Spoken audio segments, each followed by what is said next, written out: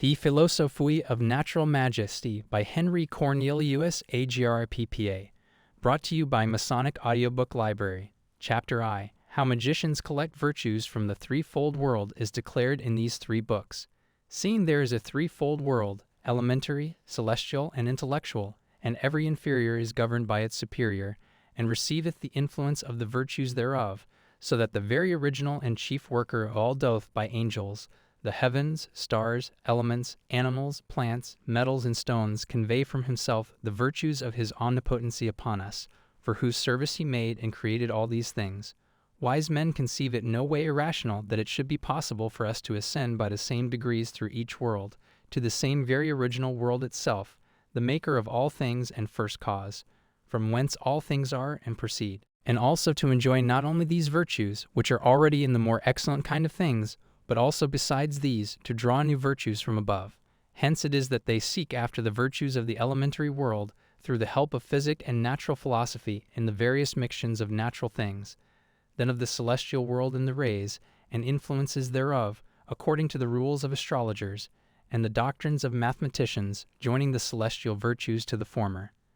Moreover, they ratify and confirm all these with the powers of divers intelligence through the sacred ceremonies of religions.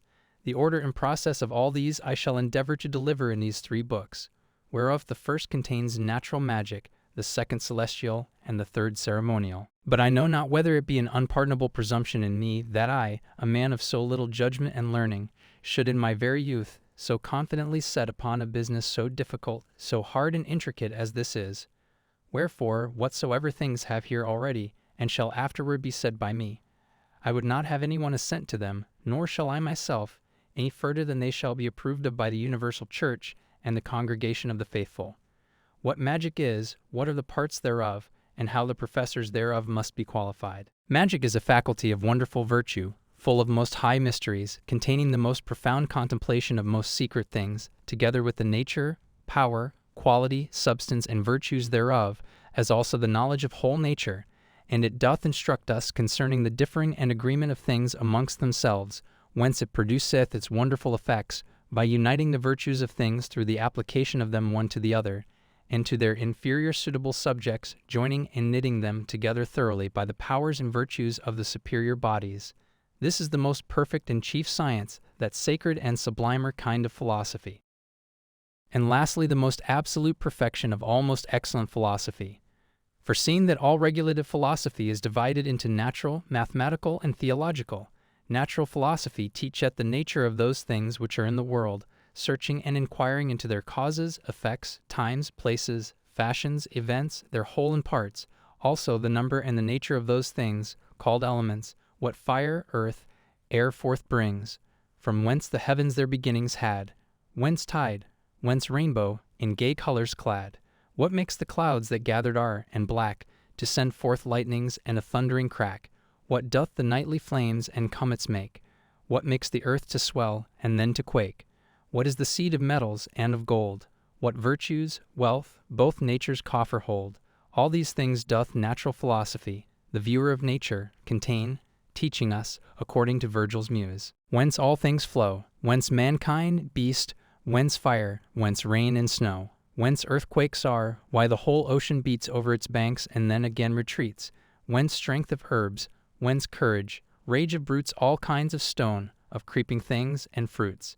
But mathematical philosophy teacheth us to know the quantity of natural bodies, as extended into three dimensions, as also to conceive of the motion and course of celestial bodies.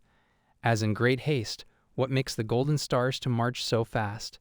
What makes the moon sometimes to mask her face, the sun also, as if in some disgrace? And, as Virgil sings, how the sun doth rule with 12 zodiac signs, the orb that's measured round about with lines.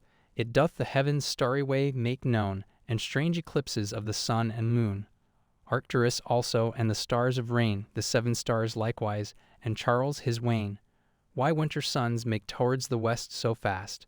What makes the nights so long ere they be past? All which are understood by mathematical philosophy. Hence by the heavens we may foreknow the seasons all, times for to reap and sow, and when 'tis fit to launch into the deep, and when to war, and when in peace to sleep, and when to dig up trees and them again to set, that they may bring forth a main. Now theological philosophy or divinity teacheth what God is, what the mind, what an intelligence, what an angel, what a devil, what the soul, what religion, what sacred institutions, rites, temples, observations, and sacred mysteries are.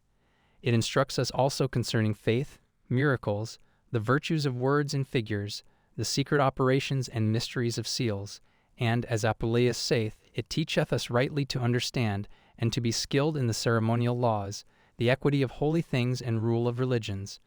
But to recollect myself, these three principal faculties magic comprehends, unites, and actuates. Deservedly, therefore, was it by the ancients esteemed as the highest and most sacred philosophy. It was, as we find, brought to light by most sage authors and most famous writers, amongst which principally Zanoxus and Zoroaster were so famous that many believed they were the inventors of this science. Their Track-Abaris, the Hyperborean, Charmandes, Danigeran, Eudoxus, Hermippus followed.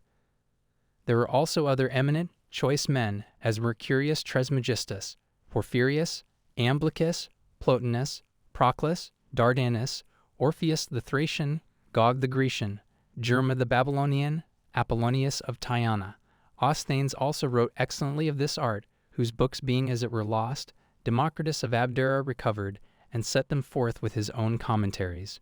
Besides, Pythagoras, Empedocles, Democritus, Plato, and many other renowned philosophers traveled far by sea to learn this art, and being returned, published it with wonderful devoutness, esteeming of it as a great secret. Also it is well known that Pythagoras and Plato went to the prophets of Memphis to learn it, and traveled through almost all Syria, Egypt, Judea, and the schools of the Chaldeans, that they might not be ignorant of the most sacred memorials and records of magic, as also that they might be furnished with divine things.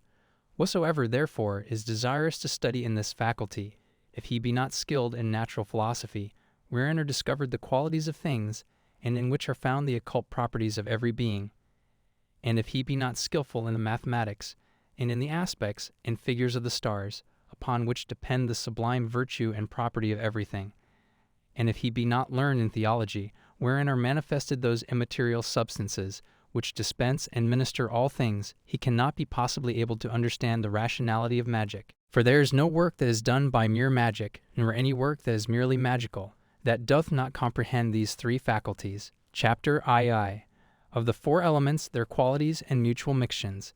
There are four elements and original grounds of all corporeal things: fire, earth, water, air, of which all elemented inferior bodies are compounded, not by way of heaping them up together, but by transmutation and union, and when they are destroyed they are resolved into elements. For there is none of the sensible elements that is pure, but they are more or less mixed, and apt to be changed one into the other, even as earth becoming dirty and being dissolved becomes water, and the same being made thick and hard becometh earth again, but being evaporated through heat passeth into air, and that being kindled passeth into fire, and this being extinguished returns back again into air, but being cooled again after its burning becomes earth or stone or sulfur, and this is manifested by lightning. Plato also was of that opinion that earth was wholly changeable, and that the rest of the elements are changed, as into this, so into one another successively.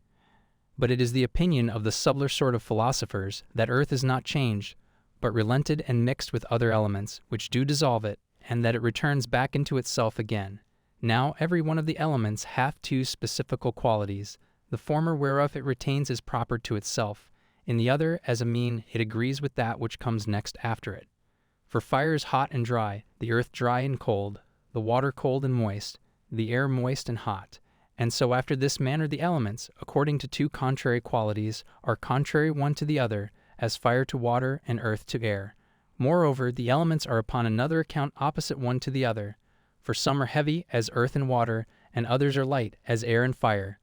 Wherefore the Stoics called the former passives, but the latter actives. And yet once again Plato distinguisheth them after another manner, and assigns to every one of them three qualities, viz., to the fire brightness, thinness, and motion, but to the earth darkness, thickness, and quietness.